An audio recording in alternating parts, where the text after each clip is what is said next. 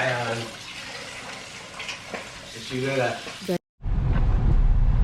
Nating What's up? mga Mga kabayo. kabaryo. Good morning, Philippines!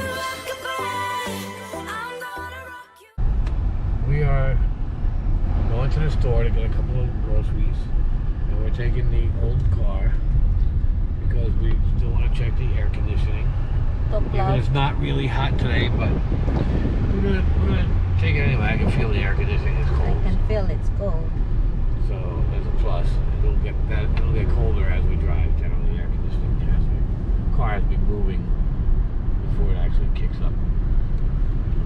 But it's a good sign because up until now it just blew hot air. My wife's trying to lock me into some groceries, but yeah, I'm going for certain things. I'm going for milk, a dozen eggs. I get a creamer. I get a cheddar cheese for her biscuits. I get a limes for something, and that's what we're going for. So that means, let's see guys. That's right. Let's see. He's going over there and we have to, Yeah. we will check later kung ano yung nakuha, what he got from the grocery. And I want him to, just like, because we have a lot over there in the house. So let's say, I want him to behave himself. Guys, it don't really work that way. And seriously. It don't really. Andito tayo sa sasakyan, hinihintay ko lang si Mr. Hindi na ako sumama kasi po para hindi na ako doon magkasakit sa ulo. Kasi alam ko talagang bibili yun ng kahit anik-anik. So yun, hintayin ko na lang siya dito. Let's see kung ano yung nabili niya. So yan, hintay-hintay tayo. Tignan natin mamaya kung ano yung dala. So yan, dito siya sa paborito niyang tindahan, Hannaford. Bibili na naman yun ng cold cuts. Ang mahal ng cold cuts guys, grabe. Diba? Hintayin natin. Ayay, umulan na guys. Umulan na. Kailangan ko na i-on itong sasakyan. Kasi yung window open, look. Kailangan ko, kapag lalakas yung ulan, i-on natin itong sasakyan. Para naman ma-close yung window. Kaloka itong ulan na to. Anyway. Tignan nyo itong tiyan ko. Diba? Ay, nako. Hintayin lang natin na lalakas itong ulan. Tignan nyo naman ito dito. Color-key ang langit. This is a crazy husband right here, guys. You will see later.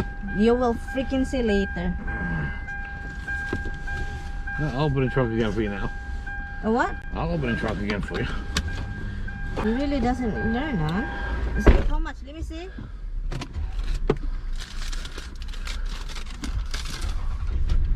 Seriously? Tignan niyo tong bili ni Tami. Oh, ang dami. Tignan niyo yan. Kaloka yan. Bumili pa talaga siya ng meat. Oh, tignan niyo yung meat. Ang daming meat namin. Diba? Bumili na naman siya sa paborito niyang pasta. Tignan niyo. Ano to? Ang dami namin pasta. Bumili na naman. Kaloka naman ito siya dami. Ito, bumili siya nito. More rice. Mga egg na naman tayo. Sus, ginawa ko. Ito, lutuin ko to. Matagal na ata ito niyang gustong kainin. Butter.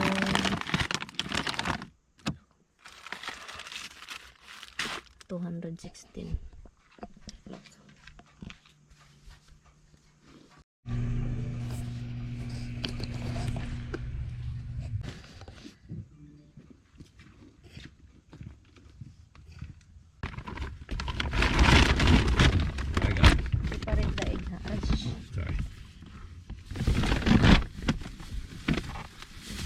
That's a bad one.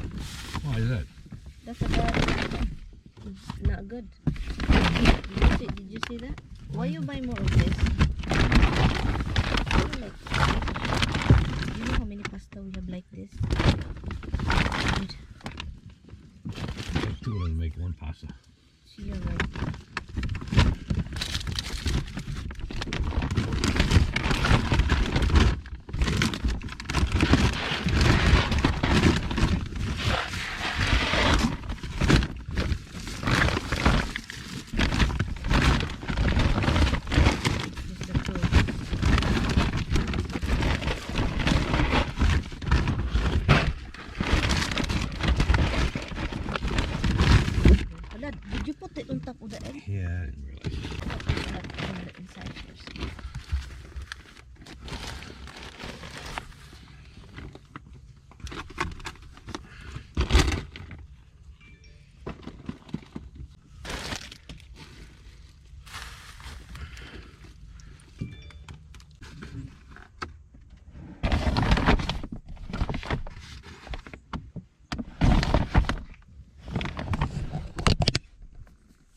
umaga. So, kumusta po yung umaga ninyo guys? Ready lang natin ito kasi nagutom na ako. Kagigising ko lang kasi. So, ang diretso tayo sa refrigerator. Alam nyo naman yung refrigerator natin. Maghanap tayo kung anong makain. Ew, baliw-baliw talaga itong si Mary Ann. Palagi na lang ganito. Kahit ano namang pinagagawa ko, tignan yung mukha niya. So, ngayon, hanap-hanap tayo. Isip-isip kung anong pwedeng kainin. Pero parang bread ata yung gusto kong kainin. Wala, di ba? Ang hirap po magpapayat sa bahay na ito, guys. Ito si Mr. Babangon lang din siya. Ganyan yan siya, guys, kapag bagong gising. Ang limpi-limpi na siya kasi masakit yung paa niya palagi. Eggs with it. Do you want egg to go with it? Eggs? Eggs? Scrambled rice? No. That's it. I mean, And then, more walks. Okay? Your next walk. Come on, this way. Rox, you stay here, baby, okay? Misty first, Misty. Misty, okay? You stay here, Rox. I'll be right back, Rox, okay? Misty, behave. Stop it. Behave. Okay, Misty, come on. Umiyak na yung Roxicles ko, guys. Basta ganyan yan sila. Hindi ko sila kasi pwedeng sabayin. Guguyod-guyurin nila ako at hindi sila sanay talagang ilalakad-lakad. So, masaya sila kapag ginagawa ko ito sa kanila. Dapat paisa-isa lang, guys, kasi alam nyo na itong dalawang aso. Malakas ito sa akin kapag silang dalawa. Ito na, nakalabas na yung umiyak. Excited na itong Roxy natin kasi nakalabas. Paborito niya ito kahit saan-saan na lang. Ganito pala yung aso no kapag ilakad. Kahit saan sila, guys, na inaamoy nila yung lahat. So, hindi kasi ito sila sanay at hindi din ako sanay maglakad sa kanila kasi nga may backyard tayo, diba? Mostly kasi dito, guys, yung mga aso, ilalakad nila sa may-ari or meron silang nani para sa aso nila. okay. Ayan. See you later. You take a look and I'll let you know if I want to go to the GSC. you have to stop over here. Why? Your company and then I can get out. Hey, I love you. Bye. Hey, I'll talk to you later, okay? Yep. So yun, bibili na kayo ng oregano oil. Maganda yan sa katawan nyo, makatulong. Promise talaga, guys, ito nakatulong talaga to sa akin. Sa amin dalawa ni Mister. Marami na pala ako ditong hugasan. Kailangan ko lang silang hugasan, guys. Kasi pagdating ni Mister, wala nang hugasan. Yun, sino bang mahilig maghugas ng ziplock bag, guys? Ako sinisave ko yung mga ziplock bag ko. Kasi yun ang magagamit kasi yan. Sayang kasi ang mahal ng ziplock bag, guys. So ngayon, meron po akong chicken.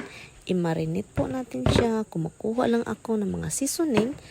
So yung time na kung ano yung nakikita kong seasoning, yun na yung gamitin ko. Pero kailangan talaga siya may paprika, guys. O paprika, ano ba yan?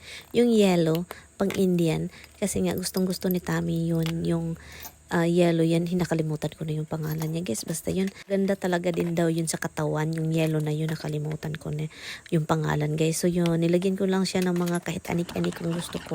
At ito yung mixture at ito yung pang-marinate natin sa chicken na lutuin natin mamaya para may makain ang asawa. Guys, may tanong lang ako sa inyo. Ano ba yung paborito niyang karni? Manok, baboy, or beef?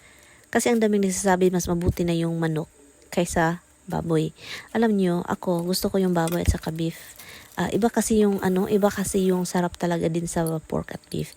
Okay naman yung chicken pero parang alam nyo na, iba-iba talaga kapag mga lutuan, mga barbecue, iba. Ang pork talaga is the best. So ngayon dito naghihintay ako kay Mister kasi nga sasama ako sa GNC. Sabi ko, stop ka dito kasi samahan kita. Dito, guys, nakauwi na kami. Late na kasi, so kailangan ko na itong lutuin itong chicken namin na marinate natin kanina. Air fryer lang, guys, kasi ayaw kong lumabas. May problema ata kaya. I think sobrang init that time. Nakalimutan ko na sobrang init, so air fryer. Sabi ko air fryer na lang para magamit din natin paminsan. So yun, nag air fryer ako. At ipakita ko sa inyong resulta. Kakaiba talaga din itong marination na ito, guys. Ang sarap, lasang-lasa ko yung flavor. Grabe. Ang mister kong mahilig bumili. Sabi pa niya, mahilig ka sa manggahan, di ba? Sabi ko, oo naman. Sabi naman, binilang kita ng mangga. Iba naman yung bili niya. So ngayon, sabi ko, sige, hindi ko kinain, guys. Ang ginawa ko na lang siyang mango shake. Kaya nga, matamis din pala itong manggang ito. Pero kakaiba talaga siya kaysa yung ibang maliit na mangga. Mas masarap yung maliit. So, ginawa ko siyang mango shake. Eh, diba, bites naman. Ito na yung chicken natin. Lutong-luto na siya. Ang sarap. Sobrang juicy talaga kahit air fryer ang gamitin mo. Sobra.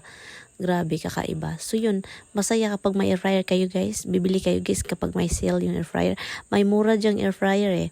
Ang sarap nito kasi juicy siya, crunchy sa labas, juicy sa loob. Guys, salamat sa panunood guys. Dito lang muna tayo. Salamat ng marami. Good night sa inyo.